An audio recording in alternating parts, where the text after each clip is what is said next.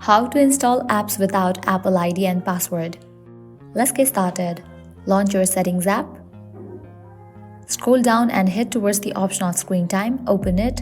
Make sure you have enabled Screen Time. And then scroll all the way down. You'll see the option of Content and Privacy Restrictions. Open that option. Enable the option Content and Privacy Restrictions. After that, head towards the option of iTunes and App Store purchases. You'll see different options over here. Open each of these and set it to allow. After you do that, you'll see this section for require password. Set it to don't require and then head back. Go to the main page of settings and then scroll down. Go to the option Face ID and passcode. Enter your passcode. You'll see the option of iTunes and App Store. Toggle off for this option. After you toggle off for this option, you can close this. Now you can open your App Store. Now you can search for any app that you want to download. And now you will be able to download any app without password.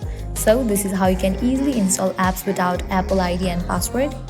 At the end, if you guys find this video helpful, don't forget to like, share and subscribe to our channel. Thank you.